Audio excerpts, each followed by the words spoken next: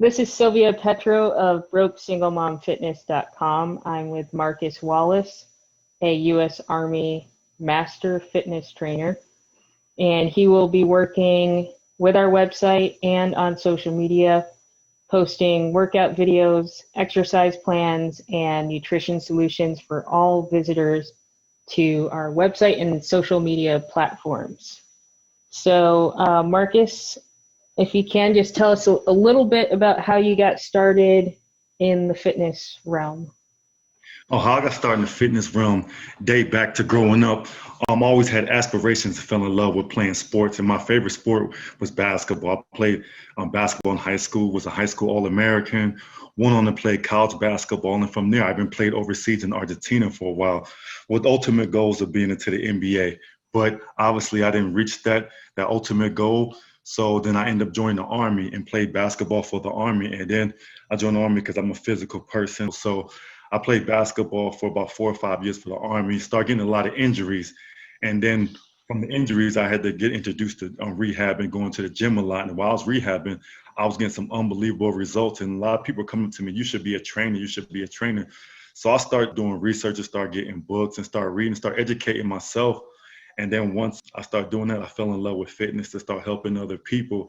And one thing I like about fitness, it gave me the same goal oriented and training that I had in competitive sports. So it was an easy transition from going to sports, putting all the competitive and all the preparations I had in sports, just transition over to fitness and helping others. Wow, that's a lot that you accomplished through your fitness journey and also serving the U.S. in the Army. So thank you for your service. Oh, thank And you. Appreciate it. you're welcome. And while you're in there, so I'm just going to unpack some of the stuff you mentioned. So first you wanted to play for the NBA and Yes. then you went into the Army. So what happened before that you decided to join the Army?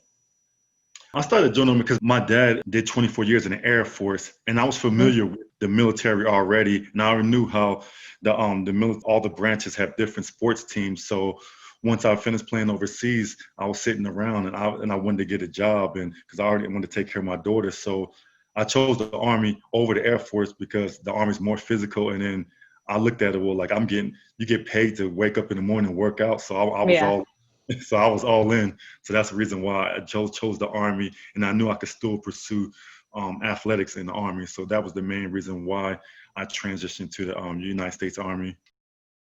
It takes a special person to look at the military that way as far as a great way to work out as part of your job. Yes, that's the way. That's actually the way I looked at it, and Mhm. the way I took it for this 21 years is like most people dread getting up in the morning doing PT, but for me, I look forward to it. So that's the way I always looked at it through all these years I've been in the Army, getting up excited and motivating other young soldiers to be fit. So does the training that you do for yourself, does it differ from what the Army requires? And if so, how is it different? Well, I combine some of the Army stuff training that we have, but what makes mine different and why a lot of people in the Army come to me for training is because I incorporate that athletic portion of the workout, and then also I have a little bit of bodybuilding background, so I do like a hybrid training style, bring it all together, and most of the units that I've been a part of always end up having the highest physical training scores and stuff like that. So that's what's unique about mine. Is I combine everything to bring one ultimate package. Okay, so the military focuses a lot on endurance, correct? And bodybuilding is more on building power and strength, so that kind of adds to your ability to run faster. Is that primarily why you're training? People who take on your training program perform better than those who maybe just stick to the Army's basic routine?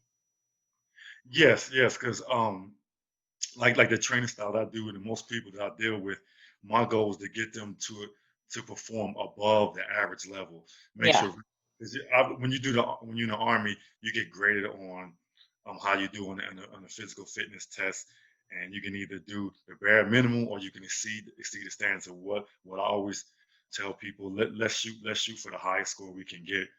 Yeah, that makes sense. So, what is the path to becoming a Army master fitness instructor?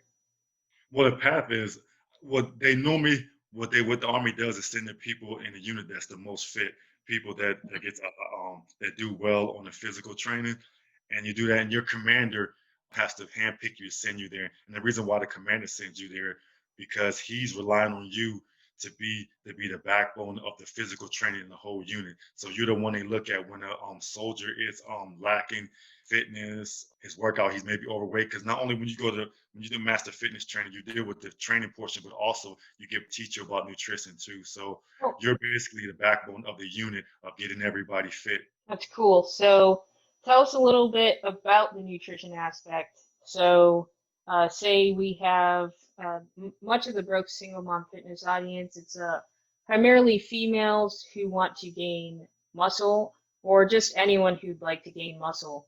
So what kind of nutrition advice would you give someone with that goal? The basic thing with the nutrition is keep a balanced meal. Obviously, I try to promote a lot of lean proteins and healthy carbs. Yeah, I know a lot of people try to keep you away from carbs, but we still promote somewhat carbs in our diet because obviously the physical training demanding on the body. But the nutrition is basic, simple, a well balanced your proteins and your healthy fats and eating your vegetables and make sure that you're drinking a lot of water too. Yeah, so that's exactly what we promote also on the Broke Single Mom Fitness website. You know, carbs are fuel, so you need carbs, lean protein. So, what would you recommend as far as like a daily snapshot of nutrition or say like a weekly? So, one habit people fall into is they'll just eat chicken as their lean protein and then maybe brown rice and salad on the side for their fibrous carbs, and then they just get stuck in the rut of the exact same meal. Like, what kind of advice would you give to kind of change it up for people? Well, the main thing I do is that when I first started, I used to try to give people an exact meal plan to follow. And I mean, there's some people that has the discipline and the focus to do that. But being realistic, what I do is I give them a meal guide. And what I mean by that, I break it down. I have like a long list of proteins. You can either choose from like obviously the grilled chicken, the lean steaks. You can have ground turkey. You can have the fish. So I give a whole long list. And then I even give vegan options too. So I give them a whole list of proteins Wow. that they can have. And then same thing with the carbs, where you can have the brown rice and you can have then I have a list of the healthy fats they can get, and then also authorized snacks that I would recommend, and certain fruits. And that's what's been working good for most people because they have a variety.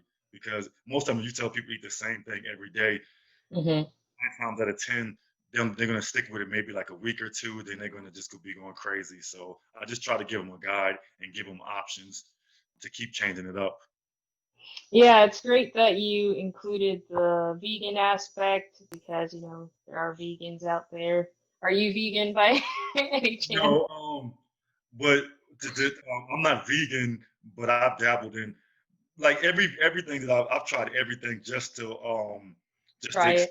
yeah. Yeah, So I'm vegan. I did the not too long ago. I did a 21-day vegan challenge, and it was I liked it. It wasn't too bad. I had to get creative, but I yeah. mean it was good. It was I didn't feel like I was lacking any protein. Eating a lot of different beans and a lot of obviously a lot of vegetables, and then my savior I'll have a lot of hummus and stuff like that. Mm. Yeah, and so you described a list. It sounds like a great list. Our website has something similar, but like I said, we're going to be sharing your nutrition information on the website and on social media. So, what format does this list come in? Is it like a PDF people can download, or? Yeah, I have a PDF form, and this is broken down to the different lists, and then also try to do have a little calorie counter on there too, and Cool.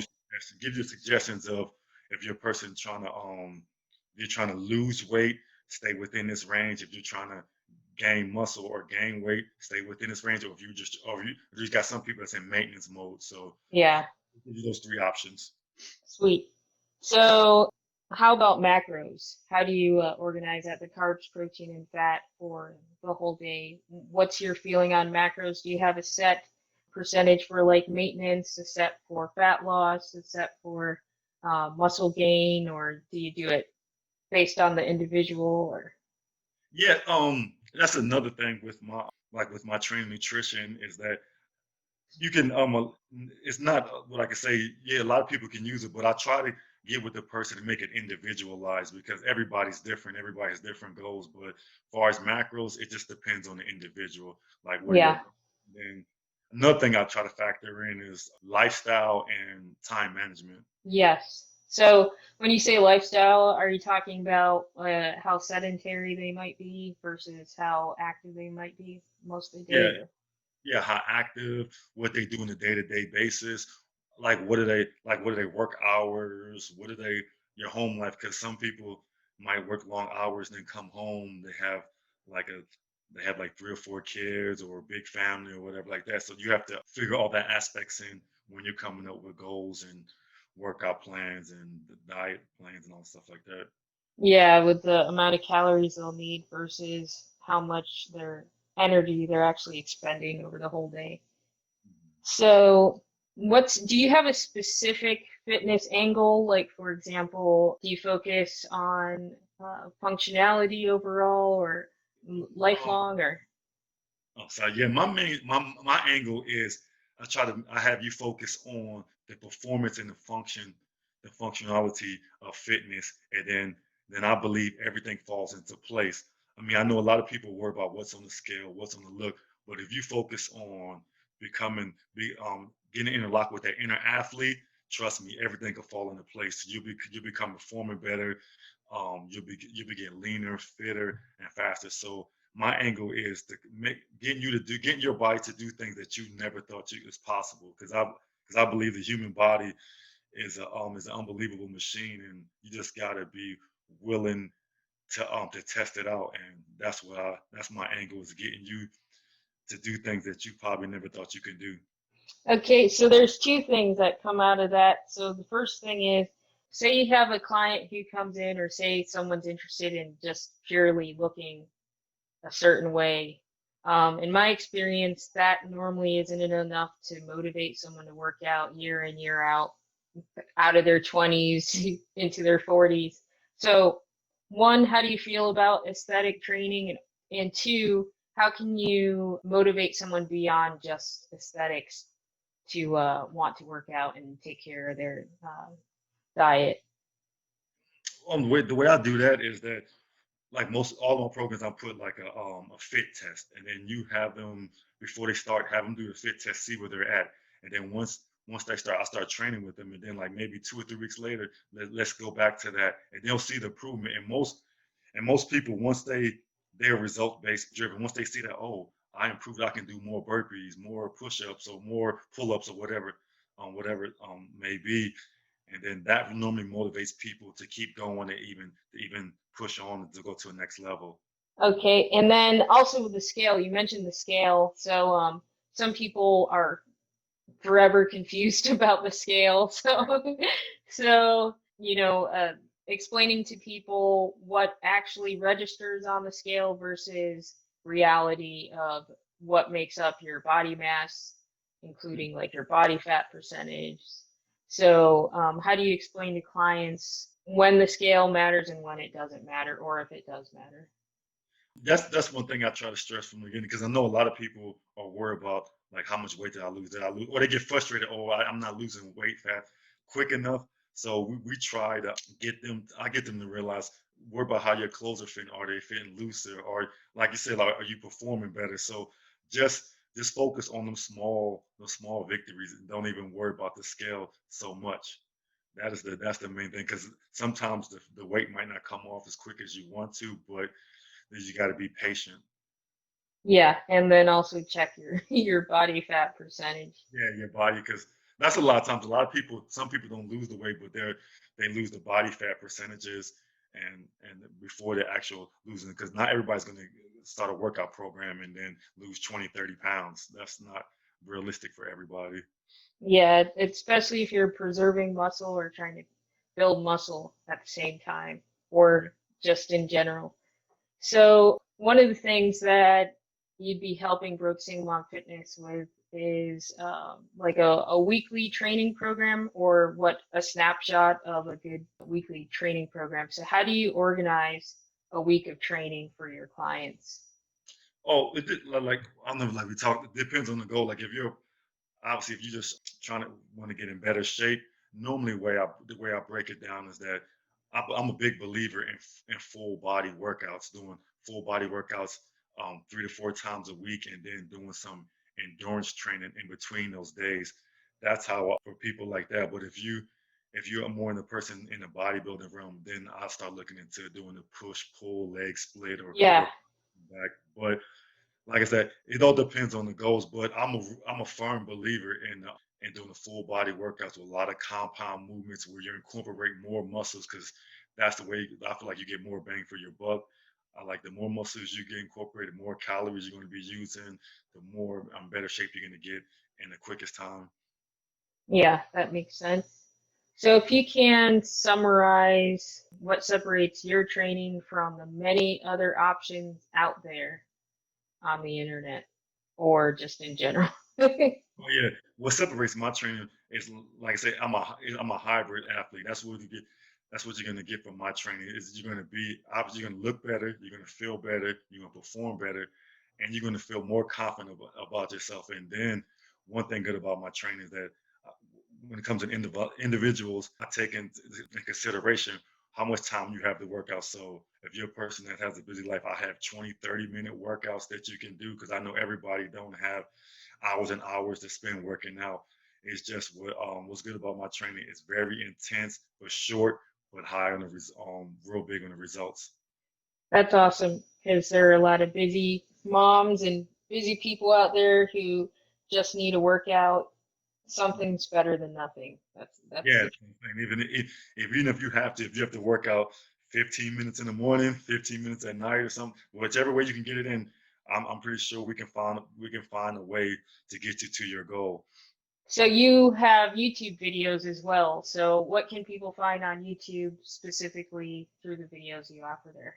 I have some free programs on YouTube, and what I offer for people on YouTube is different workouts for any equipment you might have. I have some great body weight workouts where you'll need no equipment to eliminate all the excuses.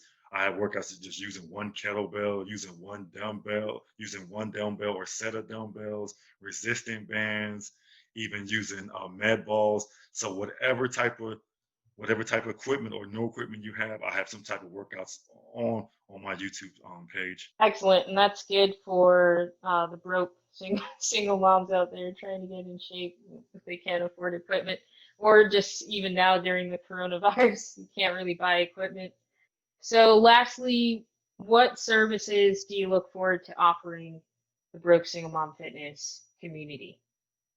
I look forward to bringing different programs to help you reach your goals, either a lot of body weight, high intense workouts, and stuff that you can do at home and to keep you from not being bored with my workouts, just helping you get in shape right at home. That's excellent because boredom is a great way to get out of shape. You got to be consistent.